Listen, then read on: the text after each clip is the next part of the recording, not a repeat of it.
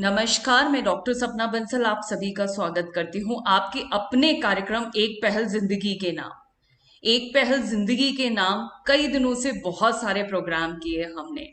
आज का प्रोग्राम भी हमारे लिए बड़ा ही खास है, क्योंकि आज हमारे साथ में दिल्ली पुलिस से वेदभूषण जी हैं, जो कि एसीपी भी रहे हैं। और साथ ही साथ उन्होंने बहुत सारे ऐसे कार्य किए हैं कि दिल्ली उन्हें नमन करता है। तो मैं पूरे हिंदुस्तान की तरफ से आपको सलाम करती हूँ सर, जय हिंद। और बहुत मन और विश्वास के साथ में, एक प्रार्थना के साथ में इस कार्यक्रम की विधिवत शुरुआत के लिए भगवान श्री गणेश की आराधना को हम यहाँ शुरू करते हैं, क्योंकि कहते भी हैं कि भगवान श्री गणेश विघ्नों को हमेशा तारते हैं और मन के कष्ट और पीड़ा का भी निवारण करते हैं। आइए प्रार्थना के साथ में इस कार्यक्रम की विधिवत शुरुआत करते हैं।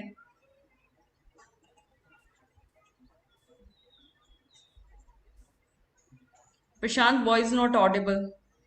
Just a moment. सूर्यकोटि समाप्रभा निर्विघ्नं कुरु मे देव सर्वकार्येषु सर्वदा।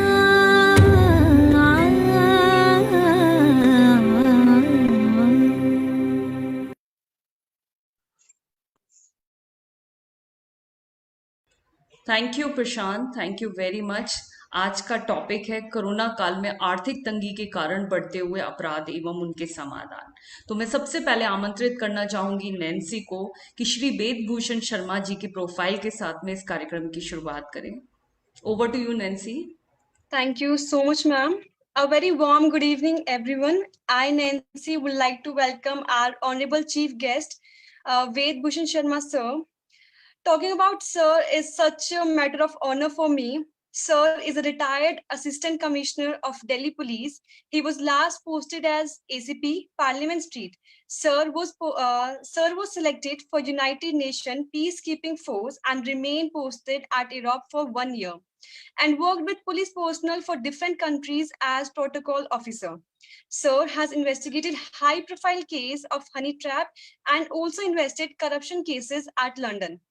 Sir was posted in interstate cell of crime branch and remained associated with Gilani shootout case as well in security of Prime Minister of India and at President House, and remained attached with Honorable President of India. Even after retirement, Sir is associated with Navjyoti Foundation as General Secretary. A very warm good evening to you, sir, and I welcome you on the show. Thank you so much for taking out time from your busy schedule. The stage is all yours, sir. Thank you so much. Sir, you can unmute. Yes. Thank you very much, Nancy. Thank you very much again. My pleasure, sir. Thank you so much. It's my honor My to pleasure. be here. My Thank you so pleasure. much, Sapna ma'am. Thank you. It's my pleasure. Sir, over to you. It's for me. Yes, sir. Yes, sir. देखिए, ये जो corona के time में जो crime की जो बिल्कुल different pattern पर क्राइम आ गया है, ना केवल दिल्ली में, ना केवल इंडिया में, अक्रॉस द वर्ल्ड। आप यदि तमाम चीजों को, एक एक चीजों को क्रोनोलॉजिकल तरीके से देखें, तो जिस तरह से ये एक बीमारी एक्स्ट्रा ऑर्डिनरी तरीके से पूरे हिंदुस्तान, पूरी दुनिया के अंदर आई, उसी तरह से जो क्राइम का वर्ल्ड है, जिसको क्राइम वर्ल्ड करते हैं, अपराध की दुनिया भी एकदम से बिल्कुल बदल गई है। जिस तरह से चीजें टर्न कर रही हैं, दूसरी तरह शेप ले रही हैं, वो तमाम को हिला देने वाली चीजें हैं। और जो डाटाज निकल कर आ रहे हैं, जो फैक्ट्स निकल कर आ रहे हैं, वो तमाम को सोचने के लिए मजबूर करते हैं कि ये जो कोरोना का पीरियड था, ये इसके बाद जो इंटरनेट या ऑनलाइन क्राइम शुरू हुआ है, ये किस करवट लेगा, इसकी इन्वेस्टिगेशन कहां तक की जाएंगी। अब ये केवल दिल्ली, गाजियाबाद, इंडिया या यूके, अमेरिका तक नहीं है, ये पूरा वर्ल्ड वाइड क्राइम का एक पैटर्न धीरे धीरे बनकर निकल कर आ रहा है। इसके लिए जरूरत है कि हम सभी, पूरा दुनिया इसके लिए इक्विप्ड हो, वेल इक्विप्ड हो, उसकी तैयारियां तमाम दुनिया में की जा रही हैं।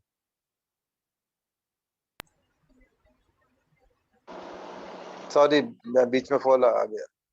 No no, it's okay sir. तो इस जो अब आप देखें, अभी जो आपको, यदि आप लेटेस्ट हालात पे देखे करें तो आप देखो, अभी आपको पूरा पार्लियामेंट इस टाइम हैंगओवर हो गया है। पेगासस नाम की एक जो इजरायली टूल है, उसको लेकर जो जासूसी के जो जो एलिगेशन सरकार के ऊपर लगाए जा रहे हैं, पूरा हिंदुस्तान पूरा उससे एकदम से हिल गया है कि ये पेगासस क्या है। हिंदुस्तानियों के लिए एक नई नई चीज है, नया टूल है। पेगासस की कंपनी है जो तमाम तरह की जासूसियां करती हैं। इसी तरह भी आपने देखा होगा लेटेस्ट टाइम में राज कुंद्रा का मैटर चल रहा है, जो कि सीधा सीधा यूके से कनेक्टेड है। सारी पॉर्न वीडियोग्राफी यहाँ पर होती है, पर वो यूट्यूब पर या दूसरे चैनल्स पर अपलोड होती है यूके से, जहां से हिंदुस्तान की जो एजेंसीज हैं उनको पकड़ना नामुमकिन है।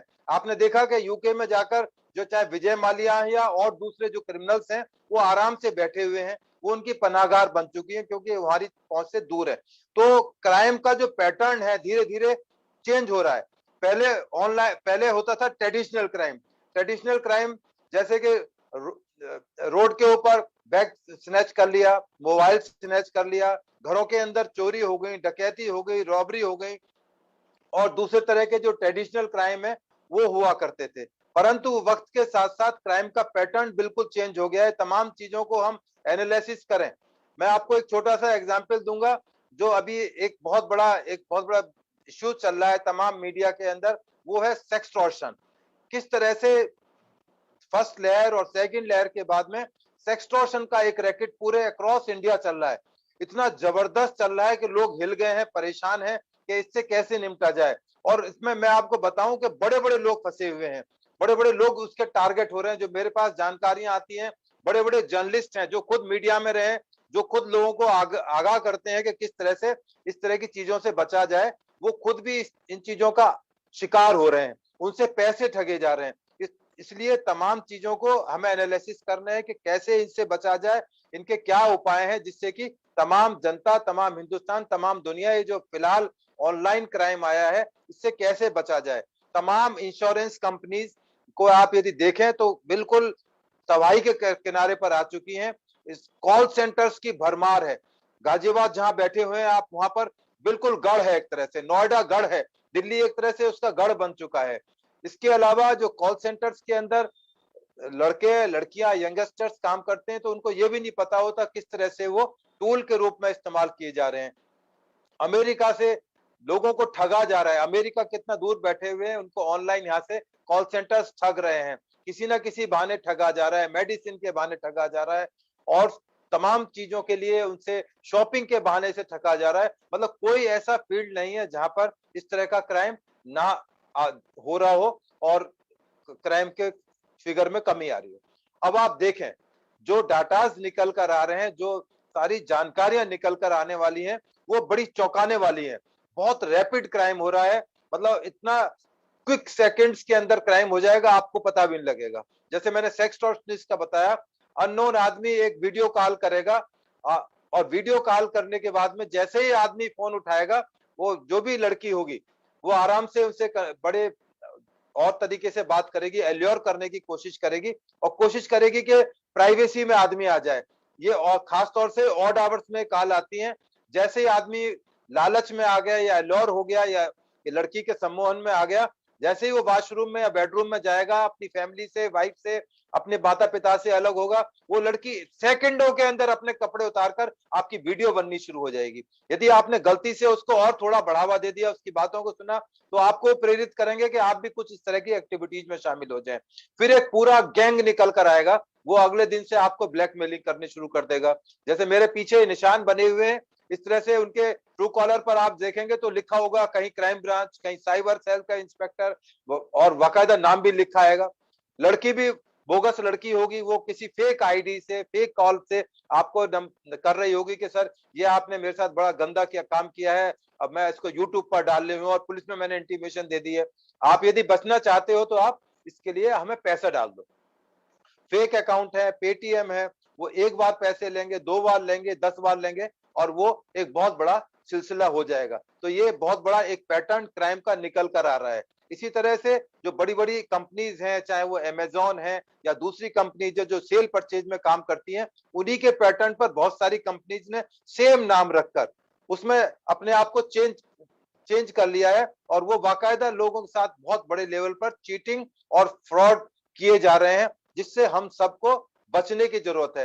क्या उसमें सेफ्टी मेजर्स इस्तेमाल किए जाए, कैसे इन लोगों से, जो चोर लोग इकट्ठे हो गए, उनसे बचा जाए, क्योंकि इनको पकड़ना इतना आसान नहीं है, क्योंकि ये रिमोट एरिया से ऑपरेट करते हैं। जैसे अब जो मनी के जो ट्रैक जा रहा है, वो जा रहा है यूपी, वेस्ट बंगाल, झारखंड, उड़ीसा, और जो सेक्स वाला जो रैकेट चल रहे हैं, ये तमाम हरियाणा, मेवात, राजस्थान में एक बछेड़ी गांव है, वहां से तमाम चीजें ऑपरेट की जा रही हैं।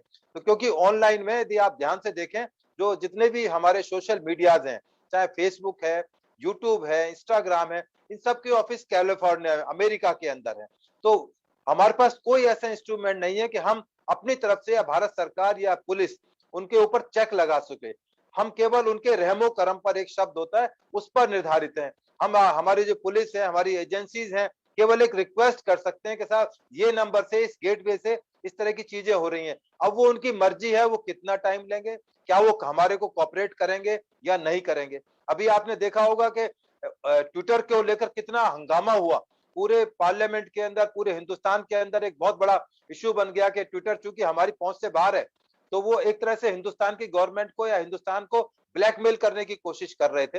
हालांकि वो कामयाब नहीं हो पाए, पर उन्होंने काफी कोशिश की कि हम कानून की जद में ना आए, कानून से ऊपर रहें। तो ये तमाम चीजें जो है, ये सोचने को मजबूर करती हैं कि कोरोना के बाद जो क्राइम आया है। अब उसके अलावा आप देखिए, जो कोरोना के बाद जो बेरोजगारी बहुत हो गई है, लोगों के पास काम नहीं है, बिजनेस नहीं है, बिल्कुल सड़क पर आ चुके हैं, बहुत सारी इंडस्ट्रीज बिल्कुल तबाह हो चुकी हैं। अब आप हॉस्पिटैलिटी इंडस्ट्री को देखिए, आप देखें कि जो तमाम होटल्स थे नॉर्मल कोर्स में, अब वो 20% बुकिंग पर चल रहे हैं। जो जितने भी एयरलाइंस बिजनेस हैं, सारे ठप हो गए, फ्लाइट्स ही नहीं है, बहुत सारे कंट्रीज में फ्लाइट्स अलाउड ही नहीं की जा रही हैं, तो सारी इंडस्ट्री ठप हो गई है। अब आप गाजियाबाद में बैठे हुए हैं, आप वहां पर बैंक्वेट हॉल देखिए, तमाम जीरो पर आ गए हैं। अब यदि 50 आदमियों की शादी, यदि एक बैंक्वेट हॉल जिसको आप चला रहे हैं, यदि उसकी बिजली का स्विच भी ऑन कर देंगे तो 50,000 रुपए तो उसका बिजली का खर्चा एक रात का आ जाएगा, और उसको इतनी कमाई होगी नहीं। तो तमाम इंडस्ट्री इस टाइम बहुत बिल्कुल जीरो तो नहीं, माइनस में आ चुकी है। तो ऐसे हालात में जो क्राइम का पैटर्न है, वो ऑटोमेटिक चेंज हो रहा है, क्योंकि आदमी का जो स्टाइल है वो लेविश है, बड़ी गाड़ियों में रहना, घूमना, पर आमदनी का जरिया नहीं है।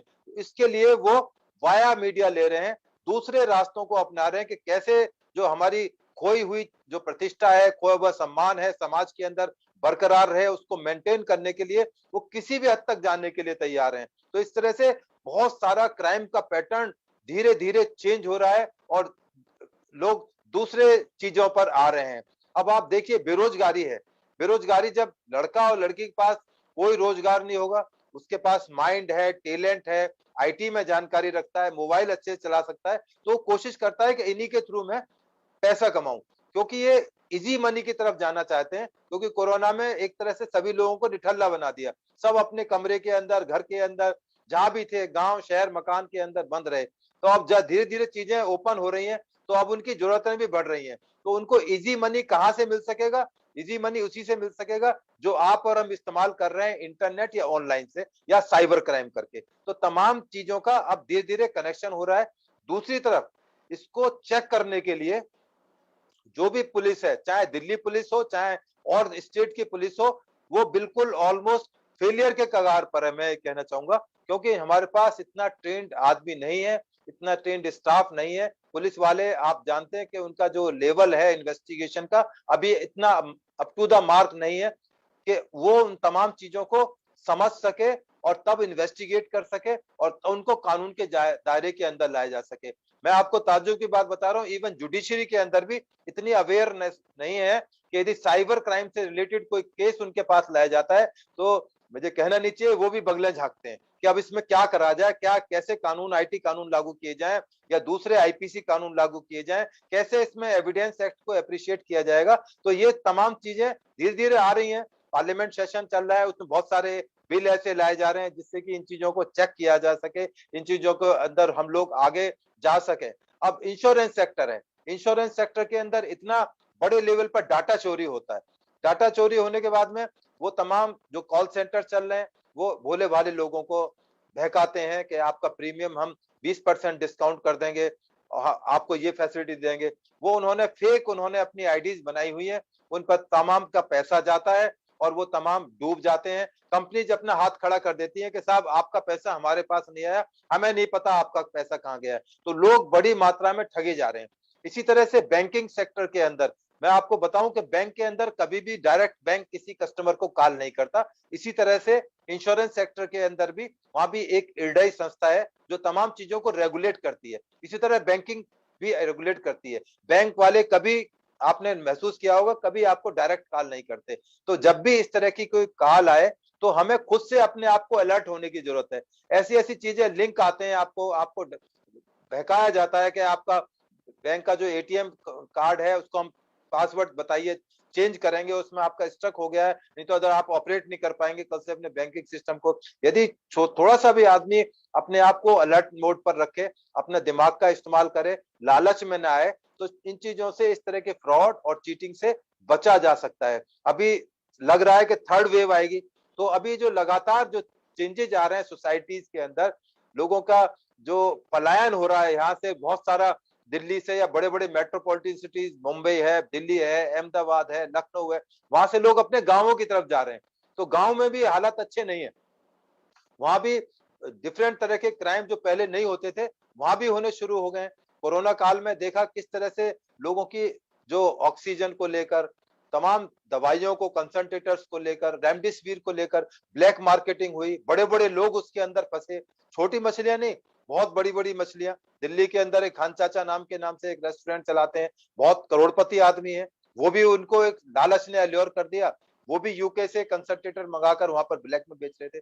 तो इस जो ट्रेंडिंग जो चेंज है क्राइम के अंदर, वो तमाम को सोचने मजबूर कर रहा है कि हम इस क्राइम से कैसे बचें और कैसे इन चीजों का हम टैकल कर सकते हैं। अब तमाम जितनी पुलिस है और उनके लिए एक बहुत बड़ा चैलेंज है कि कैसे इसको रोका जाए, क्योंकि अभी तक जो पुलिस की ट्रेनिंग थी वो केवल ट्रेडिशनल क्राइम को लेकर थी कि चोर को कैसे पकड़ा जाए, रॉबर को कैसे पकड़ा जाए, फ्रॉड को, चीटर को कैसे पकड़ा जाए। परंतु अब जो पैटर्न आ रहा है ये अपने आप में उनके लिए चैलेंज है।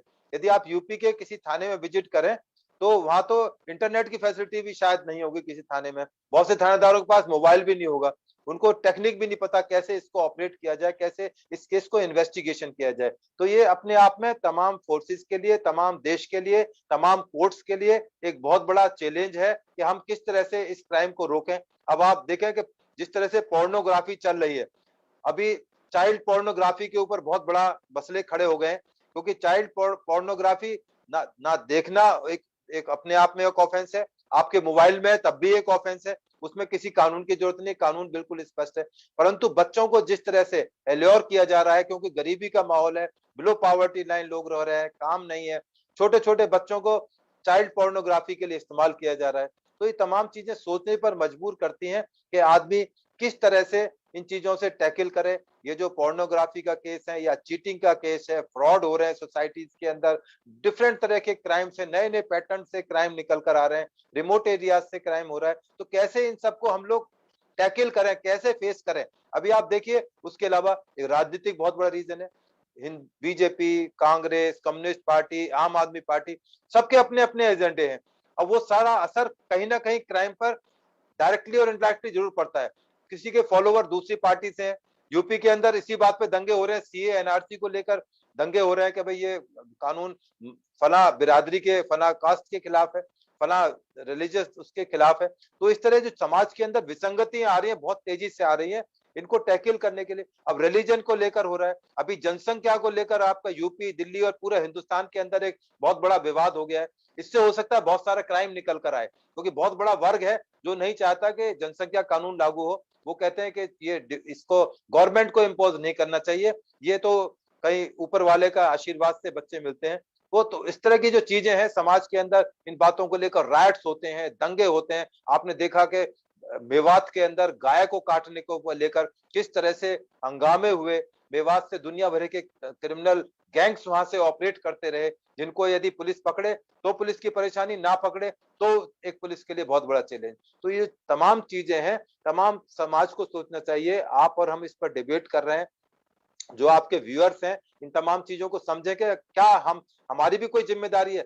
यस, केवल जिम्मेदारी हम आपके देश के प्रधानमंत्री और राष्ट्रपति या जो भी पॉलिटिकल पार्टीज हैं, कांग्रेस, बीजेपी का जो भी पार्टी है, उनके नहीं, ये इंडिविजुअल हमारी भी जिम्मेदारी है। हम कैसे इन चीजों से बच सकते हैं। अब यदि लेडी थोड़ा सा अपने गले के ऊपर यदि शॉल या कोई चीज लगा के जाए जब सड़क पे निकले, तो शायद हो सकता है चेन स्नैचिंग ना हो। रास्ते में बताया जाता है कि मोबाइल पर बात ना करें। मोबाइल एक बहुत बड़ा आज की डेट में स्नैचिंग का बहुत बड़ी चीज हो गई है। उसी तरह से अपने हाउस के लिए, घर में चोरी ना हो जाए उसके लिए सीसीटीवी कैमरे लगाए जाएं, उसके लिए तमाम चीजों को प्रिकॉशन लिया जाए। नेबर को बताया जाए कि हम दिल्ली से अपने या दूसरी जगह जहाँ रहते हैं 10 दिन के लिए बाहर जा रहे हैं, आप हमारे मकान पर निगाह रखें। अपने मोबाइल के अंदर अपने सीसीटीवी कैमरेज का कनेक्शन करें। तो तमाम चीजें हैं जो समाज को बताने की जरूरत है, समाज को समझाने की जरूरत है कि किस तरह से हम लोग इन सब चीजों से बचाव कर सकते हैं। जी बताएं मैडम मसल। जी सर, आपने बिल्कुल सही कहा। मैं चाहती हूँ कि कुछ समाधान भी बताए जाएं कि हम कैसे बच सकते हैं, क्योंकि समस्याएं तो हम सभी जानते हैं। आज ये बदलता हुआ दौर है जहाँ हर आदमी आधुनिकता की दौड़ में अपने सारे जितने भी मूल्य और वैल्यूज हैं उनको खोता जा रहा है। हम एक समय में था कि जो बेटी होती थी वो किसी एक माँ बाप की नहीं होती थी, वो पूरे मोहल्ले की होती थी। लेकिन आज की डेट में हम एकाकी परिवार में आते जा रहे हैं। तो मैं चाहूंगी कि कुछ समाधान भी आप हमें बताइए कि कैसे आज की पीढ़ी या आज के लोग प्रिकॉशन ले सकते हैं। आप बिल्कुल इसके लिए डूज एंड डोंट डूज हैं। यदि आप थोड़ा सा भी अलर्टनेस यदि करेंगे अपनी इन तमाम चीजों को रोकने के लिए, तो कोई चीज ऐसी नहीं है कि जो ना रोकी जा सके। उसके लिए जैसे मैंने अभी आपको स्नैचिंग के लिए बताया कैसे हम लोग बच सकते हैं। चीटिंग फ्रॉड में आपका बैंक है, आपकी इंश्योरेंस कंपनी है, यदि आपको इस तरह की कोई कॉल आ रही है कि हम इंश्योरेंस कंपनी से बोल रहे हैं, आपके नेबरहुड में कोई भी उनकी ब्रांच है, आप जाएं कि इस तरह से कॉल आई है, क्या ये आपकी कॉल है या नहीं है। तो छोटी छोटी चीजें हैं, बहुत बड़ी चीजें नहीं है, जिससे कि आप बहुत सारी चीजों से अपने आप को बचा सकते हैं। बहुत से इस किस्म के टाउट क्या कहें, दलाल कहें, समाज के अंदर मौजूद हैं जो इस तरह की चीजें करते हैं कि हम आपका ये काम करा के देंगे, आपकी मेहनत का सारा पैसा वो साइफन कर लेते हैं, निकल जाते हैं। तमाम जितने भी एक ऑफेंसेज हैं उनको प्रिवेंट करने के लिए तमाम पुलिस जो है डूज एंड डोंट डूज के टाइम टाइम पर कर सकते हैं। जैसे घर के अंदर कैसे एंट्री कराई जाए, आपको उसके अंदर आप व्यूअर लगा सकते हैं कि कोई भी घर में एंट्री करने से पहले आप उसको देख लें कि आदमी नोन है या नहीं है। यदि नोन है तभी उसको एंट्री दें, अदरवाइज आप इग्नोर कर सकते हैं। कि आपके जैसे आप RWA जिस सोसाइटी में रहते हैं, RWA है आपकी, RWA रेस्ट्रिक्ट कर दे कि केवल सुबह के टाइम या शाम के टाइम तब तमाम लोग मौजूद होंगे, तभी आप कॉलोनी के अंदर आकर जो भी अपनी सब्जी सेल करना है या और जो वैल्यूएबल सेल करना है वो कर सकें। तो ये तमाम तरह की चीजें समाज के अंदर पहले से मौजूद हैं, आज भी मौजूद हैं। हाँ, ऑनलाइन के लिए जैसे मैंने आपको बताया कि जैसे ही कोई वीडियो कॉल अननोन नंबर से आए, मैं बिल्कुल कह रहा हूँ बिल्कुल ना उठाएं, क्योंकि ये वीडियो कॉल करना ये आम कॉल नहीं है। इसके लिए हमें भी तैयार होना चाहिए, क्योंकि पता नहीं हम किस स्थिति में घर में बैठे हैं, ये अननोन आदमी हमें वीडियो कॉल कर रहा है, तो ये कहीं ना कहीं सस्पिशन पैदा करता है। तो इन तमाम चीजों को सस्पिशियस से देखें। मोबाइल पर आपके कोई कॉल आती है, मैसेज आता है कि आप क्लिक कर दें, तो आप क्लिक बिल्कुल ना करें। पहले आप जाने कि आपका उस चीज से कोई संबंध है या नहीं है। ऐसा ना हो कि आप क्लिक करें और आपका पैसा सारा वहां से निकल जाए। और इसमें इनको पकड़ना बहुत ही मुश्किल काम है, क्योंकि ये कानून की जद में बहुत जल्दी से नहीं आ पाते और रिमोट एरियाज के अंदर ऑपरेट करते हैं। एक जामताड़ा एक जगह है झारखंड के अंदर, वहां पर वो पूरा गांव मशहूर है इस तरह की चीटिंग फ्रॉड, ऑनलाइन फ्रॉड के लिए मशहूर है। पूरा गांव इसी में लगा होता है। दिल्ली पुलिस से जब भी कोई आदमी जाता है, टीम जाती है रेड करने के लिए, पूरा गांव दूर से देख लेता है कि हाँ आज अननोन आदमी गांव में आ रहे हैं। पूरा गांव खाली हो जाता है और केवल लेडीज रह जाती हैं जिनको पकड़ना किसी भी तरह से वायबल नहीं है कि उनसे इन्वेस्टिगेशन करी जाए। तो इस तरह की चीजें हैं जो सोचने में मजबूर करती हैं कि हम क्राइम से कैसे अपने आप को डिफेंड कर सकते हैं, कैसे अपने आप को बचा सकते हैं। तो और ऑनलाइन क्राइम या साइबर क्राइम, इसको डिटेक्ट करना, इसकी इन्वेस्टिगेशन करना और उन तमाम लोगों को कानून की जद में लाना तमाम के लिए एक बहुत मजबूरी प्रॉब्लम की चीज है। और इनसे डूज एंड डूज तरीके से हम लोग बच सकते हैं। जी मैडम बताएं। बिल्कुल बिल्कुल सर, आपने बिल्कुल सही कहा। बहुत सारे लोग क्लैपिंग भी कर रहे हैं, मैं देख पा रही हूँ। और राजीव जी भी हमारे साथ जुड़ चुके हैं, मैं उनका भी स्वागत करती हूँ। जी, आपने बिल्कुल सही बात की। हम कुछ क्वेश्चन आंसर लेंगे सर। उससे पहले मैं एक प्रश्न और करना चाहती हूँ, क्योंकि कोरोना काल में आर्थिक मंदी तो एक बहुत बड़ी चुनौती है, ना केवल एक व्यक्ति विशेष के लिए बल्कि पूरे परिवार के लिए। क्योंकि कई परिवार ऐसे उजड़े हैं जिसमें कमाने वाला जो एक ही व्यक्ति था वो आज हम सबके बीच में नहीं है। तो स्थितियां तो बहुत खराब हैं। सरकार की भी अपनी सीमित परिधि है। तो क्या हम कुछ ऐसा करें जिससे कि उनको भी सचेत कर सके? क्योंकि एक महिला का मेरे पास फोन आया था और उनके पति की मृत्यु हो गई। वो बहुत ज्यादा पढ़ी लिखी नहीं थी इस कोविड टाइम में, और किसी कारण से, जैसा आपने बताया कि एक लिंक भेजा गया, उस लिंक के कारण उनका सारा पैसा अकाउंट से निकाल दिया गया। और बहुत, क्योंकि उस समय कोविड बहुत हाई लेवल पे था, पुलिस के पास गए तो आपको पता ही है स्थिति क्या है। क्योंकि आईटी एक्ट 2000 में डेवलप हुआ, और आईटी एक्ट में अभी भी बहुत सारी इतनी भ्रांतियां हैं कि हमारा पुलिस प्रशासन उसके लिए तैयार नहीं है। तो इस पे भी आप थोड़ा प्रकाश डालिए कि कैसे हम इन समस्याओं का समाधान कर सकते हैं। बिल्कुल, जैसे आपने लिंक की बात की, जो महिला की, ये अकेली महिला नहीं है, लाखों आदमी इस तरह से ठगे जा रहे हैं। उसके लिए तरीका यही है कि सभी को अवेयर करा जाए। अब प्रॉब्लम ये है कि लिटरेसी बहुत ज्यादा है, केवल मोबाइल पकड़ने से ही मोबाइल के बारे में सारी जानकारी नहीं आती। इसके बारे में, इसके हर फंक्शन को समझना होगा, इसके रिपरकशन समझने होंगे। उसके लिए थोड़ा एजुकेशन की जरूरत है। अब स्कूलों के अंदर भी ये जरूरी होना चाहिए कि बेसिक जो एक प्राइमरी चीज है इस मोबाइल के बारे में, इंटरनेट के बारे में, उससे सबको आगाह कराया जाए। क्योंकि अभी तक जो हमारा एजुकेशन का सिस्टम था, उन इसमें इस सब्जेक्ट के बारे में अभी तक बहुत ज्यादा कोई विस्तृत जानकारी नहीं दी जाती थी। अब तक केवल कंप्यूटर के बारे में छोटी क्लासेस के अंदर 10वीं क्लास तक या कहें 12th क्लास तक पढ़ा दिया जाता था, ये कंप्यूटर है, ये इंटरनेट है। परंतु इस पर जो अब चीजें इन्वॉल्व हो रही हैं, जो क्राइम आ रहा है, उसके बारे में हमारे शिक्षा जो सिस्टम है, हमारा जो पुलिस का ट्रेनिंग सिस्टम है, जो स्कूल कॉलेज के अंदर सिस्टम है, उस इनको भी एक बतौर एक सब्जेक्ट के तौर पर लिया जाए, या उनको एक तरह से प्राथमिक चीजों की जानकारी कराई जाए, जिससे कि फ्यूचर में आने वाले टाइम में, और मैं बताऊं कि आने वाले टाइम में क्राइम बहुत बढ़ेगा। तमाम हिंदुस्तान का जो अंदाज लगाया जा रहा है, 90% बिजनेस ऑनलाइन होने जा रहा है। कि जितने भी आपके गली मोहल्ले या मार्केट खुले हुए, तमाम बंद होने के कगार पर हैं, और एक दिन ये बंद हो जाएंगे। तमाम चीजें नेट पर, ऑनलाइन पर मिलेंगी। आपको सब्जी से लेकर आपका खाना, आपके कपड़े, आपकी कोई भी इलेक्ट्रॉनिक आइटम, अब आपको मार्केट में जाने की जरूरत नहीं पड़ेगी। केवल और केवल नेट पर, ऑनलाइन पर उपलब्ध होंगे। आपको एक माचिस भी चाहिएगी, वो भी ऑनलाइन आएगी आपके यहाँ। और दिल्ली में तो ऐसी स्थिति आ चुकी है, मतलब आपका हंसी का सब्जेक्ट भी, दिल्ली सरकार तो शराब भी ऑनलाइन देने की तैयारी कर रही है। तो जो ऐसे टाइम में सभी को जानना जरूरी है कि इस तरह की चीजों से कैसे बचा जाए, कैसे हम ऑनलाइन बिजनेस कर सकते हैं, कैसे शॉपिंग कर सकते हैं। महिलाओं को खास तौर से पता होना चाहिए कि मुझे अपने घर के लिए कोई चीज मंगानी है तो मोबाइल में किस तरह से मैं उसको मंगा सकूं। ऐसा ना हो कि मैं ठगी जाऊं, मेरे साथ बेईमानी हो जाए, कोई चीटिंग हो जाए, अमेजोन की कोई साइट चला रहा हो या दूसरा सोशल मीडिया की साइट चला रहा हो, तो मेरे को किसी तरह से किसी क्राइम में या किसी गलत चीज में ना फंस जाऊं। ऐसे भी बहुत सारे इनोसेंट लोग हैं जो फंस जाते हैं। जैसे सेक्सटॉर्शनिस्ट का मैंने बताया, इसमें बेचारे बहुत इनोसेंट लोग फंसे हैं। अब केवल उनके पास मजबूरी है, समाज में वो रहते हैं लोग, वो नहीं चाहते कि उनके वाइफ को पता लगे, उनके माता पिता को पता लगे कि मैं इस तरह के क्राइम में फंस गया, मजबूरी में पैसे देने के लिए मजबूर हो जाते हैं। तो इस तरह से तमाम लोगों को इसके बारे में अवेयर करने की जरूरत है, और आप और हम जैसे लोग ही अवेयर कर सकते हैं, बता सकते हैं आसपास के रहने वाले लोगों को कि साहब ये इन चीजों में इंडल्ज ना हो, ये आपको कहीं परेशानी में डाल सकती है, कि दिक्कत में डाल सकती है, आपकी मेहनत, आपका सम्मान, आपकी इज्जत स्टेक पर आ सकती है। उन सबको जगाने की जरूरत है, और सरकार का इसमें बहुत रोल है। सरकार हालांकि अपने जो भी रिसोर्सेज हैं उनसे कर रही है, और उम्मीद है कि और ज्यादा करेगी। जैसे आईटी एक्ट का आपने बताया, इसको और डेटरेंट किए जाने की जरूरत है, इसमें और ज्यादा पनिशमेंट हार्ड किए जाने की जरूरत है। क्योंकि अभी तक जो इसमें प्रोविजंस हैं बहुत लाइट हैं, पनिशमेंट बहुत नहीं है। पर यदि आप देख, जैसे दूसरे कंट्रीज के अंदर है, यदि उस तरह के यदि एक्ट यहाँ पर लाए जाए, कानून लाए जाए, तो हो सकता है कि आने वाले टाइम में इस तरह के ऑफेंसेस के अंदर, क्राइम के अंदर कमी आए। जैसे कॉपीराइट एक्ट है, यहाँ पर कोई भी चीज डुप्लीकेट बनाई जा सकती है। अभी आप बहुत मेहनत करके कोई, मैं आपको छोटा सा एग्जांपल देता हूँ, घर का प्रेशर कुकर एक नई तरह से डिजाइन करते हैं, आप मार्केट में डालते हैं, अगले दिन उसकी कॉपी होकर पूरे मार्केट के अंदर आपकी सारी मेहनत की कमाई जीरो हो जाएगी। तमाम मार्केट के अंदर आपकी कॉपी करके उसी तरह के कुकर बिक रहे होंगे।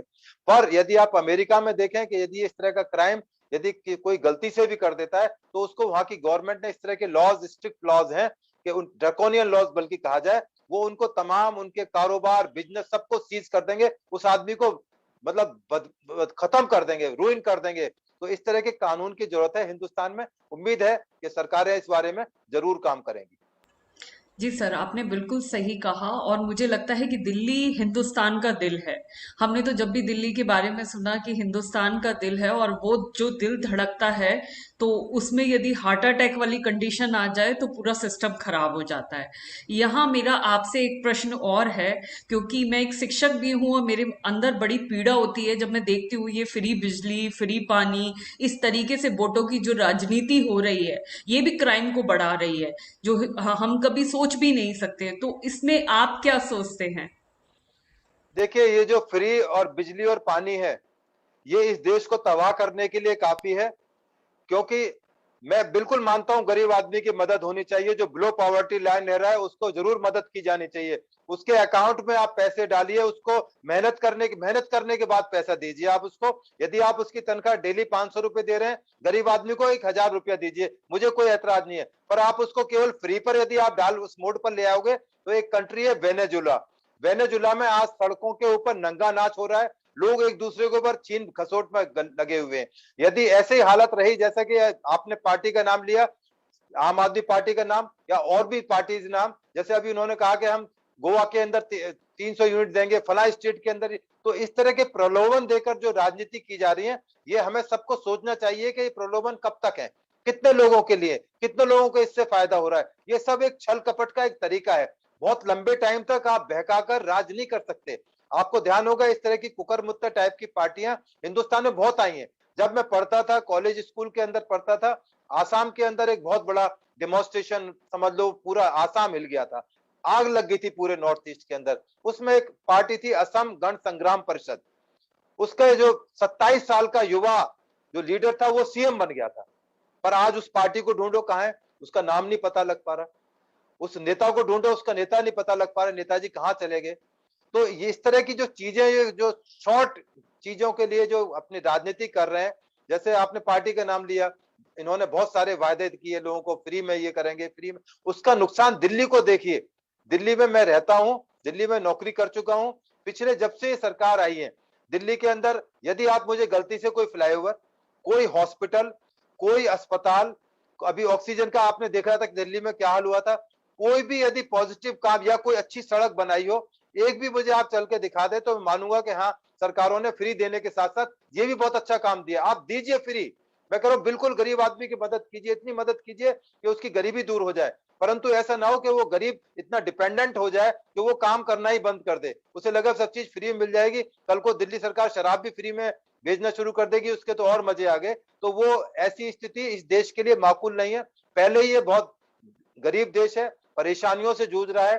तो जहां तक दिल्ली का संबंध है, गाजियाबाद का संबंध है, आसपास का संबंध है, तो इस तरह की चीजें ये देश को बर्बाद करने के लिए बहुत ज्यादा काफी हैं। यदि पूरे हिंदुस्तान में यदि फ्री कैंपेन चला दिया गया तो पूरा हिंदुस्तान भी तबाह हो सकता है। मैंने वेनेजुला कंट्री का आपको नाम लिया, वहां बिल्कुल लॉलेसनेस है, क्योंकि वहां उन्होंने तमाम चीजें फ्री मोड पर डाल दी थी। तो फ्री मोड बिल्कुल ठीक नहीं है, इस मोड को चेंज किया जाना चाहिए और जरूरत है कि सरकारें इस बारे में ध्यान देंगी। और सबसे ज्यादा जरूरत है हमें और आप जैसे जागरूक लोगों की जरूरत है, जो समझें और समझें। लालच बहुत बुरी बला है, पुरानी कहावत है, लालच बहुत बुरी बला है, ये खत्म कर देती है आदमी को, ये देश को तबाह कर सकती है, राजनीति को, पूरे राजधानी को तबाह कर सकती है। तो ऐसी फ्री की चीजों से मैं तो समझता हूं कि बिल्कुल अवॉइड किया जाए। यदि मेरा बिजली का बिल 5000 आ रहा है, 3000 आ रहा है, मुझे जरूर देना चाहिए। मुझे फ्री की उम्मीद लगा के 2 मीटर में कन्वर्ट नहीं करना चाहिए।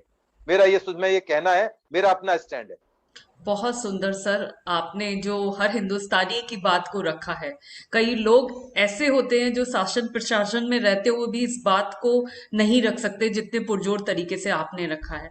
मैंने तो एक ही कहावत सुनी थी कि उछल के वो नहीं चलते जो तामिल है अपने फन में, उछल के वो नहीं चलते जो तामिल है अपने फन में, और दस्तूर है कि पानी छलक जाता है ऊंचे बर्तन में। तो ये जो बहुत शॉर्ट में बहुत बड़ी प्रसिद्धि, बहुत बड़ा नाम लेकर जो लोग आए हैं, निश्चित रूप से देश की अर्थव्यवस्था में गड़बड़ाने में उनका भी बड़ा योगदान रहा है। क्योंकि हमने एक चपरासी के लिए तो एक क्वालिफिकेशन तय कर दी है कि वो 10th पास होना चाहिए, 12th पास होना चाहिए, बट सो कॉल्ड नेताओं के लिए कोई राजनीतिक क्राइटेरिया हमने तय नहीं किया, जिसकी वजह से जो टैक्स पेयर है उनकी आत्मा रोती है, क्योंकि उनको लगता है ये हिंदुस्तान हमारे दिल में बसता है। और हिंदुस्तान में यदि कोई भी आर्थिक समस्या आती है तो सबसे पहले हर हिंदुस्तानी के दिल में दर्द होता है। चलिए मैं आगे प्रश्नों को और लेती हूँ। हमारे साथ डॉक्टर रितु गुप्ता जी हैं। जी, आप अपना प्रश्न पूछिए, प्लीज अनम्यूट। हाँ जी, थैंक यू डॉक्टर सपना बंसल जी। हाँ जी, वेदभूषण जी, आपने बहुत अच्छी जानकारी दी, it's very inspiring. Thank you ma'am, thank you very much, thank you very much ma'am. Such an explanative discussion. मेरी बस एक आप इसको प्रश्न ना समझकर एक मैसेज भी समझ सकते हैं जो पूरे पुलिस डिपार्टमेंट में जाना चाहिए, कि आम जनता पुलिस से काफी डरती है, घबराती है, अपनी समस्याओं को पुलिस तक लेकर ही नहीं जाती। कोई गलत वारदात हो जाती है तो बजाय इसके कि हम पुलिस की मदद लें, हम उसे छुपाते हैं। तो उसके लिए आप क्या बोलेंगे, क्या बताएंगे कि आगे मैं भी 10 लोगों से संपर्क में आती हूँ, कितनी चीजें हैं जो मैं गाइड कर सकती हूँ लोगों को, अपने लिए भी।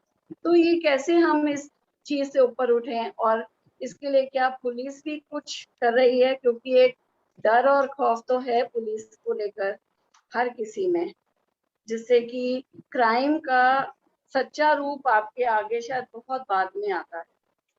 बिल्कुल आपने ठीक कहा है, क्योंकि जो पुलिस का हमारा सिस्टम है ये ब्रिटिश लेगेसी है। पुलिस को केवल एक रूल करने के लिए उन लोगों ने इस्तेमाल किया। आज भी 1833 के मैकॉले के जो कानून है वो आज भी चल रहे हैं। हिंदुस्तान की पार्लियामेंट बड़े बड़े चीजों पर कानून बनाती है, बड़े बड़े चीजों पर बदलाव करती है, परंतु पुलिस को अपनी मुट्ठी में रखना चाहती है।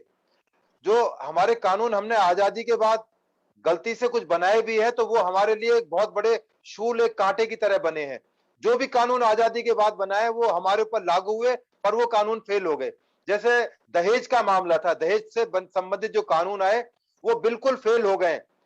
शुरू में कानून लाए गए कि शायद जो दहेज की पीड़िता है उसकी मदद की जाएगी, परंतु उसके जो तमाम दूसरे पक्ष थे तमाम को उठा के जेल में डाल दिया गया।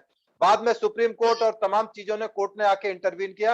वो कानून आज की डेट में करीब करीब फेल हो गया है। दहेज में दहेज की समस्या नहीं होती, समस्या कहीं और होती है। वो तमाम हिंदुस्तान इस चीज से पीड़ित है। आपके परिवार में, आपके आसपास देखें, तमाम इस कानून से परेशान है, आज ही जा चुके हैं। एक कानून हिंदुस्तान में बनाया गया SC एक्ट को लेकर, शेड्यूल कास्ट शेड्यूल ट्राइब को लेकर। आपका पूरा यूपी उससे पीड़ित रहा है, खासतौर से मायावती के शासन में। जब किसी आदमी के खिलाफ कुछ नहीं मिला तो उन्होंने कहा इसके ऊपर SC ST एक्ट लगा दो। वो कानून आज की डेट में फेल हो चुका है।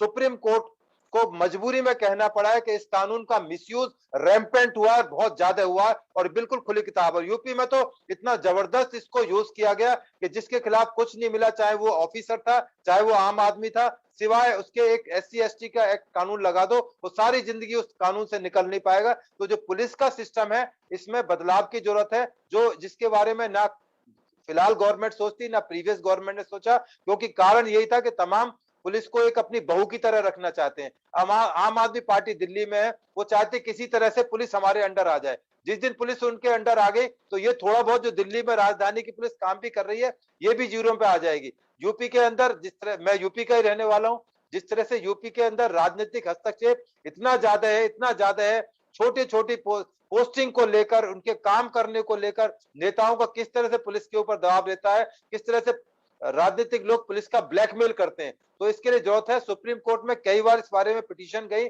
तमाम सुप्रीम कोर्ट के जजमेंट के बावजूद भी कोई सरकार इसमें एक्शन लेने को तैयार नहीं है, क्योंकि उनकी जो पावर छिन जाती, वो नहीं चाहते पुलिस उनके अंडर से निकलकर एक इंडिपेंडेंट हो जाए। जैसे सुप्रीम कोर्ट इंडिपेंडेंट है, UPSC इंडिपेंडेंट है, और बहुत सारी एजेंसीज हैं वो इंडिपेंडेंट है। वो नहीं चाहते कि पुलिस को इंडिपेंडेंस रखा जाए, वो चाहते हैं पुलिस एक गुलाम की तरह हमारे अंडर रहे, हमारे लिए काम करती रहे, जैसा हम डिक्टेट दें उस हिसाब से काम करें। तो ये तमाम को हमारे सिस्टम में तमाम को चेंज करने की जरूरत है। अब चेंज होगा कैसे जब ऐसे लोग बैठे हैं जो बाबा अन्ना हजारे को कैश कर कर पावर में आ गए, जो लोग कहते थे कि हम अपना सरकारी गाड़ी में नहीं जाएंगे, सरकारी कोठी के अंदर इस्तेमाल नहीं करेंगे, आज वो सारा कुछ कर रहे हैं। अभी किसान आंदोलन चल रहा है, उसमें पहले लग रहा था शायद किसान लोग आ गए, वाकई में इनकी बात सुनी जानी चाहिए, अब वो उनकी कोई राजनीतिक बातें निकल कर आ रही हैं। सिंगू बॉर्डर वाले कह रहे हैं जी हमें वहां इलेक्शन लड़ना चाहिए पंजाब के अंदर।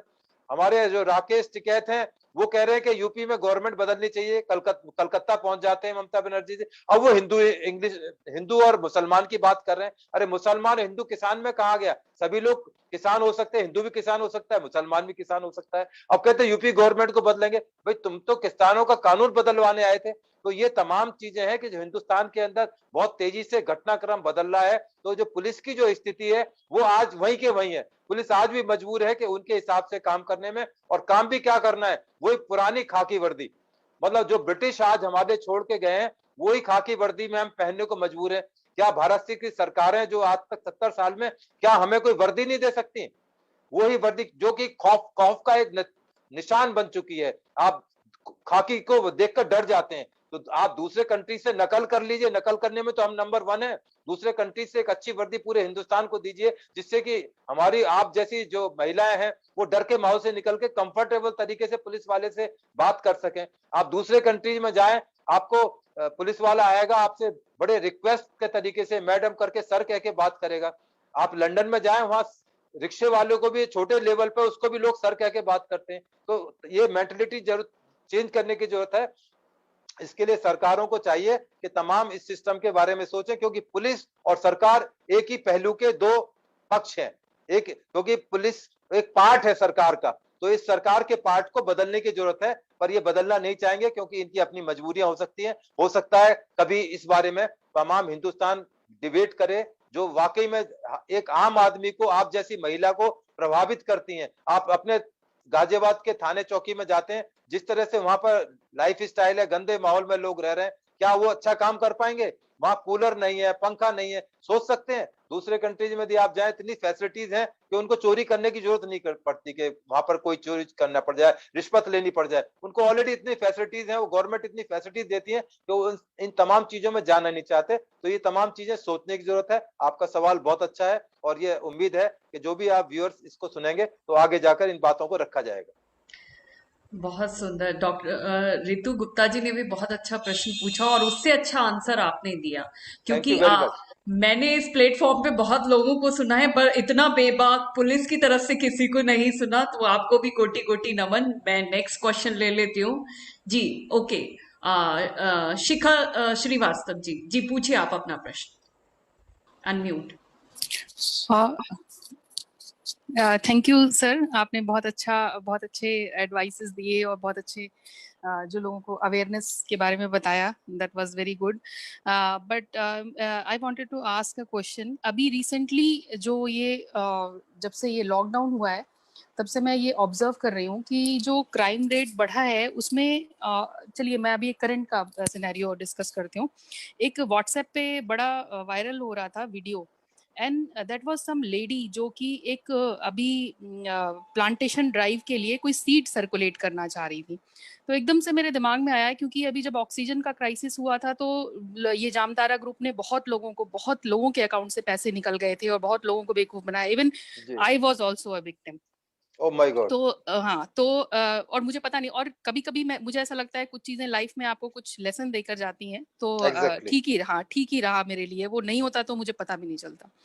तो उसके लिए फिर मैं थोड़ा अलर्ट हो गई और हमने कंप्लेंट तो फाइल कर दिया था। कोई बात नहीं, अगर पैसे वापस नहीं आते तो कोई बात नहीं, कंप्लेंट फाइल कर दिया। और फिर मैं थोड़ा अलर्ट हो गई। अभी क्या हुआ कि कुछ एक लेडी उन्होंने ये वीडियो बनाकर डाला कि हम एक सीड दे रहे हैं, that tree is known as Lakshmi वृक्ष, लक्ष्मी तरु, और उसका एक सीड हम फ्रीली डिस्ट्रीब्यूट कर रहे हैं क्योंकि हमारी फ्रेंड की डेथ हो गई है कैंसर से, and that has some anti cancer property और ये वो करके।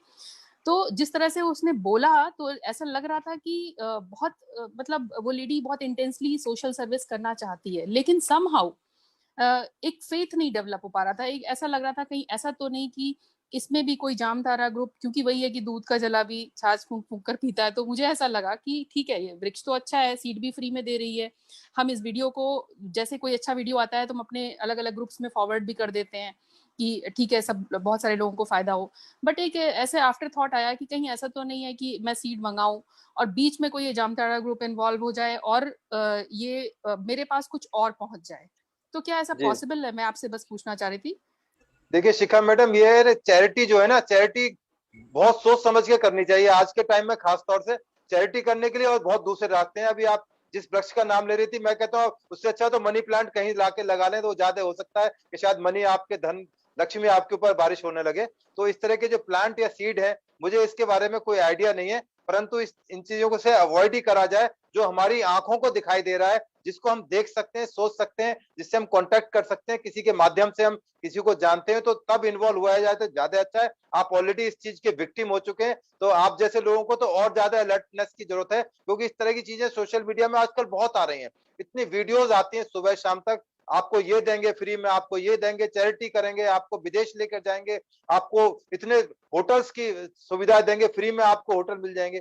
तो ये तमाम चीजें, इन्हीं चीजों से तो हमें अलर्ट होना है, जानकारी रखनी है, और मजबूरी है कि इन सब के अंदर जो जेन्युइन है, चाहे वो लेडी हो सकता है, may be she may be genuine, तो उन जैसी लेडीज को या उस तरह से लोगों को चैरिटी से दूर रह जाते हैं या उनकी बात समाज के अंदर नहीं पहुंच पाती। ये इसका एक नेगेटिव पहलू है और हमें इसे एक्सेप्ट करना चाहिए।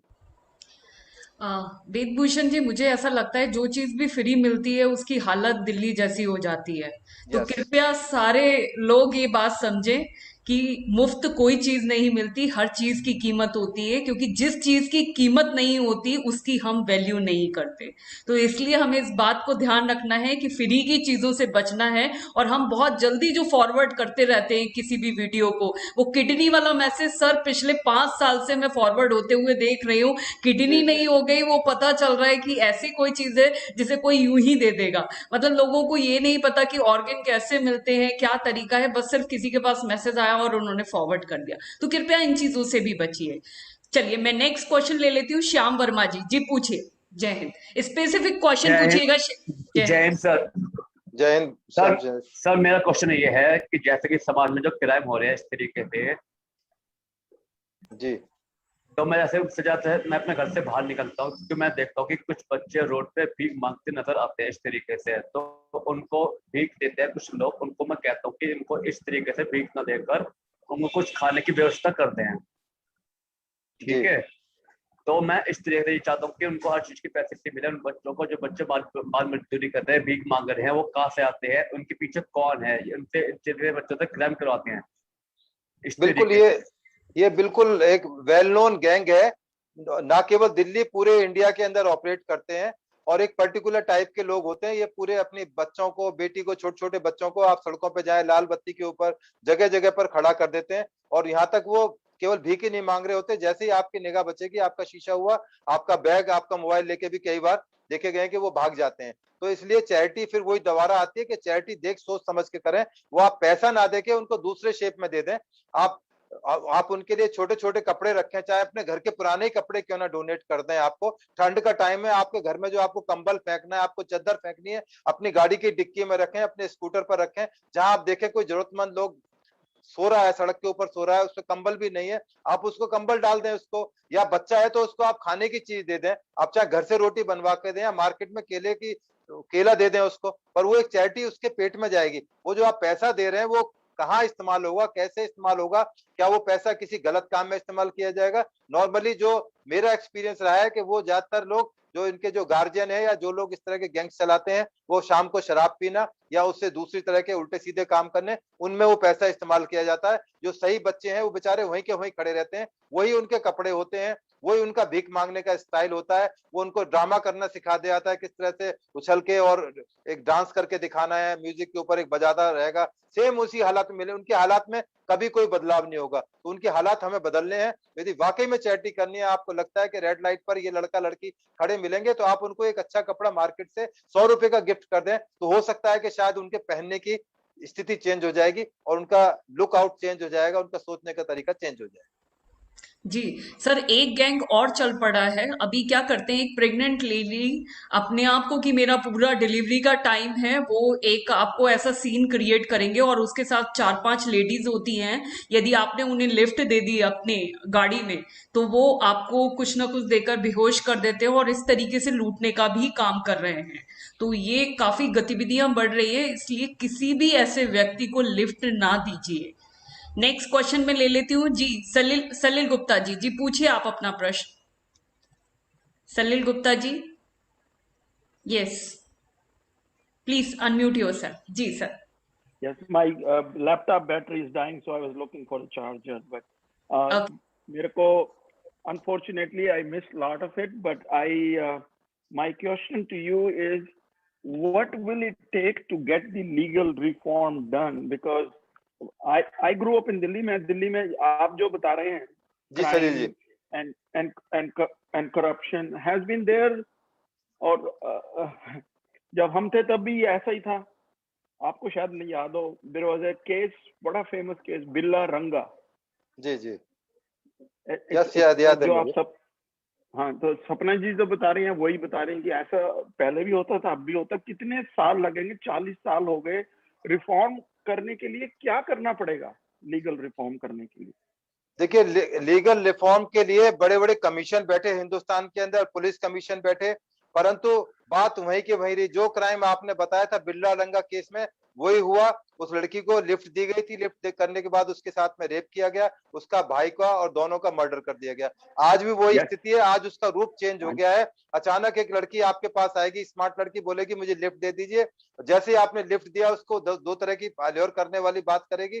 तो आपको इस चीज को अवॉइड करना है। आप लिफ्ट ना दें तो ज्यादा अच्छा है। ऐसी चैरिटी से अच्छा है कि आप चैरिटी ना करें, अपने घर के अंदर सुरक्षित रहें तो ज्यादा अच्छा है। अपनी सेफ्टी हमें खुद करनी है, बहुत ज्यादा हम सरकार के ऊपर या पुलिस के ऊपर डिपेंड ना करें तो ज्यादा अच्छा रहेगा। जो रिफॉर्म्स जहां तक बात है, मैंने फिर दोबारा रिपीट करता हूं, सरकारें चाहती नहीं कि रिफॉर्म्स हो। रिफॉर्म्स होने से उनकी अपनी परेशानियां बढ़ जाएंगी। पुलिस यदि इंडिपेंडेंट हो गई, तो यदि पुलिस वाले उनकी मन मुताबिक काम नहीं कर पाएंगे, तो उनको शासन चलाने में परेशानी आएगी, जिसको बिल्कुल गवारा नहीं करते। इसलिए आप देखेंगे कि जहां तक पुलिस का संबंध है, जो सबसे इंपॉर्टेंट हिस्सा है समाज का, ये लीस्ट बॉदर्ड है। तमाम पॉलिटिकल पार्टी इस बारे में कोई डिबेट नहीं करता, केवल उनको अपनी बहू की तरह अपने कंट्रोल में रखना चाहते। और दूसरी बात ये मैं पूछना चाह रहा था आपसे, ये आपने जो बात कही कि भी गरीबों की मदद करो, बिल्कुल ठीक है, लेकिन फ्री काम नहीं हो, ये तो हर एक कोई मानता है। जिस कंट्री ने फ्री सब चीजें शुरू करी देनी, उसी कंट्री का सत्यानाश हुआ है। आप सारा यूरोप का उठा के देख लो, वहां पे भी यही हो रहा है धीरे धीरे, जो वेनेजुएला में हो रहा है।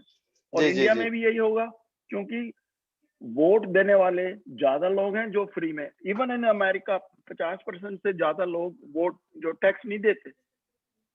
बिल्कुल ठीक बात है, बिल्कुल टैक्स नहीं देते। वहाँ हर चीज पे एक वो वहां पर एक पूरे यूरोप के अंदर प्रचलित है कि यदि आप कोई काम भी नहीं करेंगे तब भी आपको पैसा मिलेगा।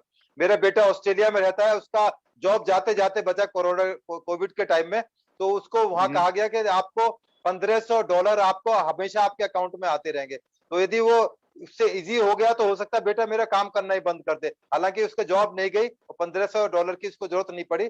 तो ये तमाम चीजें जो फ्री की चीजें हैं, आदमी को बिल्कुल नाकारा बना देती हैं, निकम्मा बना देती हैं, चोर बना देती हैं। तो ये जो हमारा सिस्टम जो नया डेवलप हो रहा है, जो केवल हमें फ्री की चीजों के लिए अल्योर कर रहा है, ये कहीं ना कहीं हमें कुछ गलत भी छोड़कर जाएगा और हमारे देश को हो सकता है पीछे धकेल के जाए। ठीक है। और दूसरा यही था कि मेरी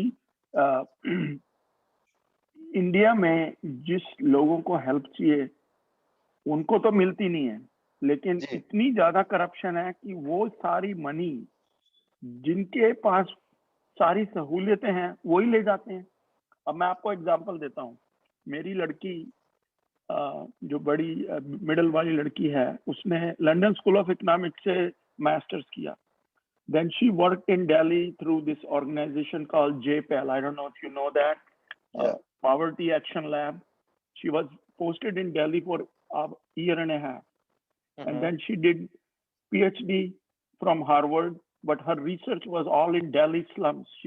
वो कहती है, डैड मैं आपको दिल्ली के सारे स्लम्स दिखा सकती हूँ। तो but she said the same thing कि इतनी ज्यादा करप्शन है, इतने ज्यादा लोग जो पूरे भले संपन्न हैं, वो सारा का सारा फ्री सर्विसेज ले जाती है, और जिसको मिलनी चाहिए वो मिलती नहीं है। बिल्कुल बिल्कुल सर, आप बिल्कुल ठीक कह रहे हैं। हम लोग भी एक संस्था चलाते हैं जिसका नाम नवज्योति है, किरण बेदी उसकी हेड है, और हम लोग उसमें गली मोहल्ला या इस तरह के प्रोजेक्ट हम लोग करे हुए हैं। हमारा अपना ये अनुभव रहा है कि जो जहां तक ये चीजें पहुंचनी चाहिए, असल में जो हमारी स्कीम्स हैं वो इस तरह से है कि वो ऊपर के लेवल पे स्क्रीन होके आती, नीचे बहुत कम पहुंचती है। जैसा कि बहुत कम पहुंचती है, बहुत कम पहुंचती है, कि आप मान के चले कि पहुंचती ही नहीं है। बहुत पुराना एक हमारे एक्स प्राइम मिनिस्टर का एक स्टेटमेंट था, हालांकि वो कांग्रेस के थे, उन्होंने कहा था कि 10 रुपए दिल्ली से चलते हैं तो पहुंचते पहुंचते वो ठंडी भी नहीं रह जाती। तो इस तरह की चीजें हैं, वो नीचे तक नहीं पहुंच पाती। आज भी वही स्थिति है, पहले भी वही स्थिति थी। हालांकि थोड़ा बहुत चेंज आया है, क्योंकि अब नेट का टाइम है, ऑनलाइन टाइम है, तो लोगों तक चीज पहुंच रही है, पर फिर भी जो इसका इफेक्ट है वहां तक नहीं पहुंच पाता। जैसे आपने अभी यूरोप का नाम लिया, वहां पर सोशल सिक्योरिटी सिस्टम है, आप कोई भी काम नहीं करेंगे आपको सोशल सिक्योरिटी से आपका पैसा आता रहेगा। तो दिल्ली में भी ऐसा ना हो कि ये सोशल सिक्योरिटी सिस्टम यहाँ भी आ जाए और हम आप और लोग थोड़ा बहुत काम भी कर रहे हैं वो भी करना छोड़ दें। तो नहीं, social security as the name indicates is for people who are poor, who are unable to do it. It started in USA, and it was started for those people who were in less than 2% poverty.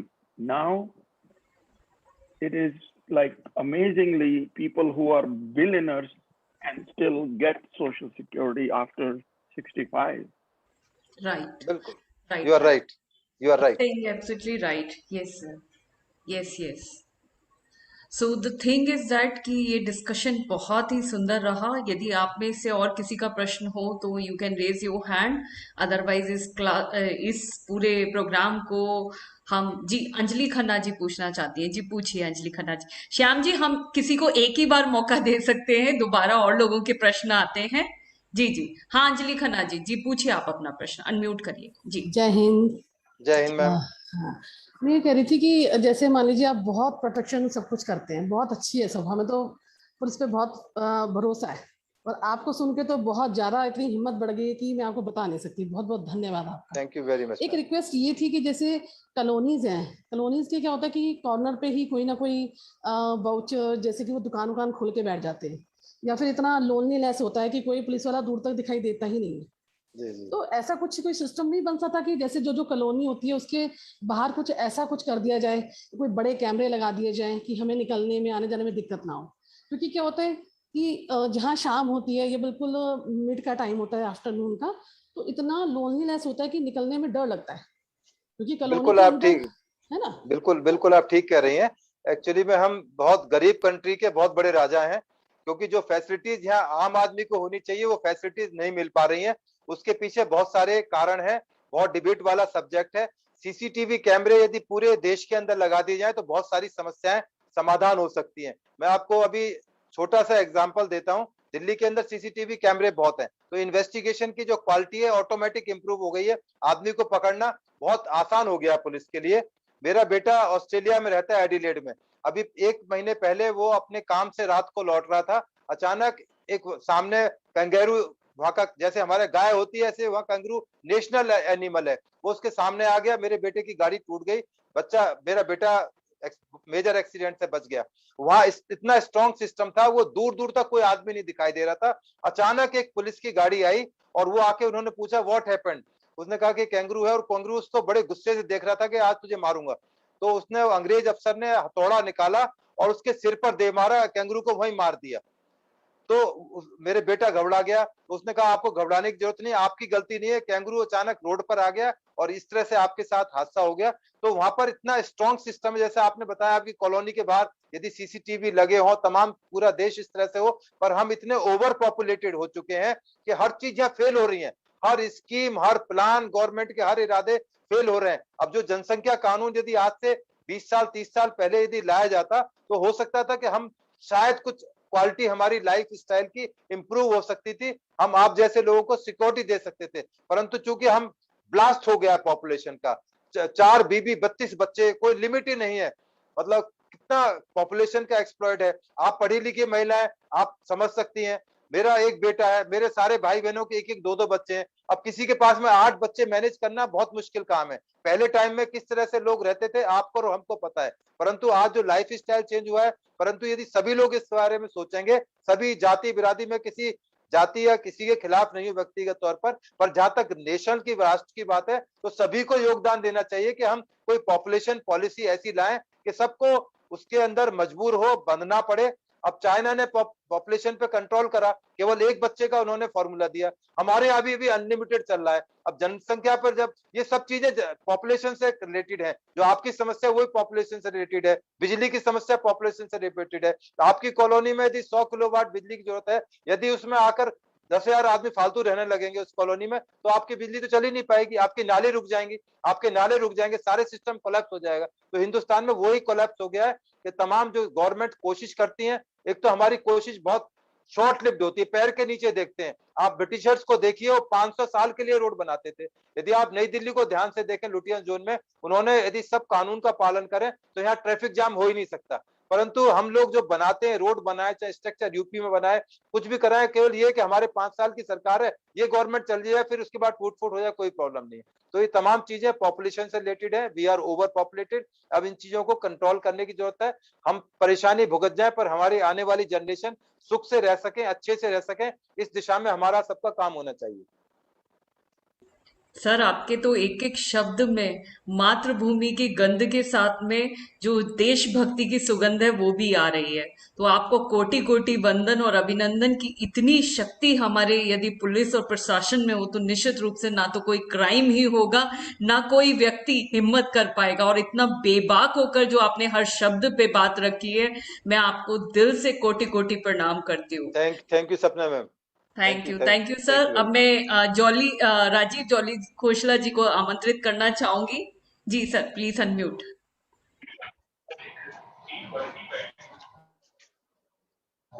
जी राजीव जी, जय हिंद जी। जय हिंद। आवाज आ रही सपना जी? हाँ जी, जय Hind jolly जी, बताएं please. Hello ji jolly साहब बताएं। आवाज आ रही है जी? जी जॉली साहब आ रही है। जय हिंद सर। जय हिंद भाई। मेरी सर से मुलाकात पार्लियामेंट पुलिस स्टेशन में एसीपी जब साहब थे तब से दौरान में हुई, और बड़ा अच्छा लगा इनसे बात करके। राष्ट्रभक्ति की भावना, क्योंकि हमारी भी वही सोच है। उसके बाद इन्होंने जब रिटायर्ड हुए, उसके बाद में फिर इन्होंने अपनी ओर से जो ये कार्य कर रहे हैं, इनको कोटि कोटि नमन है। इनके लिए मेरा, जब भी हमारे को किसी चीज की जरूरत पड़ती है तो हम सर को याद करके उनसे आपस में डिस्कस कर लेते हैं। और बहुत अच्छा लगा सर से बात सुन के, जिस तरह से इन्होंने एनर्जी भरी हम सब में। जी बहुत बहुत धन्यवाद। बहुत ही बढ़िया। थैंक सर, आपको दोबारा thank you very much. Please mute कर लीजिए आप अपने साइड से। बिल्कुल बिल्कुल सही कहा आपने सर, मैं आपके जज्बे को सलाम करती हूँ। सबसे बड़ी बात यह है कि हम अपने अधिकारों की बात करते हैं पर कर्तव्य हमेशा भूल जाते हैं। आप देखिए इस देश का दुर्भाग्य कि मोदी जी जो प्रधानमंत्री हैं उनको आके बताना पड़ेगा कि आपको स्वच्छ रहना है, आपको अपना घर साफ करने के बाद में बाहर कूड़ा नहीं रखना या सड़कों पे थूकना नहीं है। ये छोटी छोटी चीजें जब हमारे प्रधानमंत्री को बतानी पड़ रही है तो क्या इस देश का दुर्भाग्य होगा। और जिस तरीके से भ्रष्टाचार पे आज की डेट में नीचे से लेकर ऊपर तक लंबी लाइन है, सिर्फ एक आध दो लोगों को आप राजनीति में या अलग तरीके से छोड़ सकते हैं, या ये कहिए कि जिसको मौका नहीं मिला बस वही ईमानदार रह गया, तो इसमें भी कोई अतिशोक्ति नहीं होगी। तो स्थिति तो बहुत बद से बदतर है। मैं आज भी आपसे ये लास्ट क्वेश्चन पूछते हुए और अपनी वाणी को विराम दूंगी कि कॉमन सिविल कोड आखिर लाने में क्या दिक्कत है सरकारों को। Common civil code, uniform civil code क्या इस देश में होना नहीं चाहिए? क्या हर व्यक्ति अपनी मनमानी से चलेगा? एक व्यक्ति जहां 4 शादियां करता है, वहीं दूसरी स्थिति में एक स्त्री के साथ में इतना दोहन क्यों? तो मैं चाहूंगी कि आप इस पे भी प्लीज थोड़ा सा बोलिए सर। देखिए, यूनिफॉर्म सिविल कोड को जो लोग जिन्होंने पढ़ा नहीं है वही इसका विरोध कर रहे हैं। यदि यूनिफॉर्म सिविल कोड को पढ़ लेंगे, ना उसमें कोई हिंदू लिखा है, ना मुसलमान, क्रिश्चियन, सिख, ईसाई, जैन, कुछ नहीं लिखा गया। उसमें बिल्कुल सिंपल लिखा है कि यदि आप ये चीजें करेंगे तो आपको ये फायदा होगा, ये चीज करेंगे देश को ये फायदा होगा। उसमें कहीं हिंदू मुस्लिम का कहीं कोई जिक्र नहीं है। पर सबसे ज्यादा विरोध एक विशेष वर्ग द्वारा किया जा रहा है, जो कि गलत है, क्योंकि ये कानून जो यूनिफॉर्म सिविल कोड आज से नहीं, आजादी के बाद से आना चाहिए था। और कानून के अंदर इसमें इशारा भी किया गया था कि तमाम के अधिकार बराबर हैं, कर्तव्य भी सबके बराबर हैं, परंतु जो यूनिफॉर्म सिविल कोड का जो विरोध कर रहे हैं वो उन्होंने इसको पढ़ा ही नहीं है, इसको देखा ही नहीं है। यदि आप उनसे पूछें कि यूनिफॉर्म सिविल कोड की 5 मुख्य बातें बता पाए, वो शायद एक बात भी नहीं बता पाएंगे। परंतु इस देश में हर चीज का विरोध करने की आदत है, चाहे वो सीए एनआरसी को लेकर हो, चाहे जनसंख्या को लेकर हो, किसी भी चीज को लेकर हो। अभी कृषि कानून को लेकर हंगामा चल रहा है पूरे हिंदुस्तान के अंदर कि पार्लियामेंट का घेराव करेंगे, ये करेंगे, वो करेंगे। अब यदि कृषि कानून के बारे में वो बहस कर सकते हो तो मैं तो बिल्कुल किसान के घर से आता हूं, मैं तैयार हूं कि क्या फायदा होगा, क्या नुकसान होगा। परंतु उन्होंने ना किसान कानून को पढ़ा है, वो केवल ये चाहते हैं कि कानून खत्म कर दिए जाए। अरे उसमें आप अभी अपना सुझाव भी तो दो कि कैसे इस कृषि को आगे बढ़ाया जाए। पूरा हिंदुस्तान कृषि प्रधान देश है, परंतु केवल उनका एक ही पर्पज है, विरोध करना है। इस कानून को वापस लो, काले कानून है वो, इस तरह से कहते हैं। हम तो कहते हैं कि आप पार्लियामेंट के अंदर आओ, आप नया कानून दो, नया दिशा दो। ये जो कानून बने हैं ये हम ही लोगों ने इस गवर्नमेंट को चुना है, उनके द्वारा पारित कानून ही इस देश में चलेंगे। आपके द्वारा पारित करे हुए जो गाजीपुर बॉर्डर से या सिंगू बॉर्डर से कानून बनाने की बात कर रहे हैं, सड़क से कानून नहीं बना करते, कानून पार्लियामेंट से बनते हैं और हम उस कानून को ही मानेंगे। चाहे ये किसान कितना भी कोशिश कर ले, किसान है नहीं, ना ही अन्नदाता है। अन्नदाता भगवान है, ईश्वर है, गॉड है, जिसको भी आप मानते हैं। ये केवल अन्न के उत्पादक हैं, जिसके बदले में हम इनको पैसा देते हैं। जो लोग कहते हैं अन्नदाता, अन्नदाता नहीं हो सकते। अन्नदाता केवल भगवान है, ईश्वर है, अल्लाह, जिसको भी आप मानते हैं वो है। यदि एक किसान, मैं गारंटी देता हूं, यदि ईश्वर की मंजूरी ना हो उसको, यदि अपनी पैदा कर सके जमीन के अंदर, नहीं कर सकता। आंधी आएगी, तूफान आएगी, बाढ़ आएगी, खेत बह जाएगा। जब तक भगवान की मंजूरी नहीं होगी तो ये अन्नदाता नहीं है। मैं इनको बिल्कुल अन्नदाता नहीं मानता, बिल्कुल सिरे से नकारता हूं। ये केवल कृषि उत्पादक हैं जो अपने खेत में पैदा करते हैं, मेहनत करते हैं, उसके एवज में आप और हम लोग इनको पैसा देते हैं और इनका सम्मान होना चाहिए। ये बात बिल्कुल मानता हूं, इनकी बात सुनी जानी चाहिए। परंतु केवल दादागिरी करते, गुंडागर्दी करके, जिस तरह से इन्होंने लाल किले पर हमारी इज्जत के साथ खिलवाड़ किया, हमारे तिरंगे के साथ खिलवाड़ किया, मेरे जैसे आदमी को बहुत दुख होता है। और पूरी जिंदगी इस चीज का दुख रहेगा कि जहां से हमारे प्रधानमंत्री भाषण करते थे वहां कुछ अराजक तत्व, और ये आम आदमी पार्टी जिनकी आप बात कर रही थी, वो तो कहते किसान लोग कह रहे हैं कि वो लोग किसान नहीं थे, ये लोग कह रहे हैं वो किसान थे। पहले आपस में तय करें कि ये किसान थे या उग्रवादी थे या इनके रूप में कोई और भेड़िए थे। तो ये जो चीजें आ रही हैं खुल के, ये बड़ी खतरनाक स्थिति कॉम्बिनेशन बन रहा है। इन सब से हम आप लोगों को बचने की जरूरत है और ये जो तमाम चीजें हैं इनको गहराई से, कानूनी तरीके से लोगों तक पहुंचानी चाहिए। और हम और आप ही जैसे लोग पहुंचा सकते हैं। हर एक आदमी यहाँ सिपाही है, हर एक आदमी सड़क चलता है, अपने आप में एनजीओ है। उसको कोई किसी एनजीओ की जरूरत नहीं है, वो अपने आप में एक एनजीओ है, अपने आप में एक देश का नागरिक है। उसका पूरा अधिकार है इस देश के बारे में दिशा तय करने का, देश को आगे बढ़ाने का। ये हम सबकी सामूहिक जिम्मेदारी है। बहुत सुंदर सर, आपने बिल्कुल सही कहा कि जब लाल किले के झंडे से छेड़खानी हुई थी तो ऐसा लगा था जैसे शहीदों की जो गर्दनें कटी हैं, जिन परिवारों में जिस तरीके की स्थिति रही, मैं कितने सारे सैनिक परिवारों से जुड़ी हुई हूँ और मुझे उनकी पीड़ा का एहसास हर पल रहता है। तो मेरा दिल उस दिन पहली बार रोया था। शायद कोई देख पाता तो आंसू की जगह मुझे खून ही नजर आया अपने आंसुओं में। तो सर, ये तो हर हिंदुस्तानी का फर्ज बनता है कि वो इस बात को समझे कि ना कोई व्यक्ति बड़ा होता है, ना कोई धर्म बड़ा होता है, ना कोई मजहब बड़ा होता है।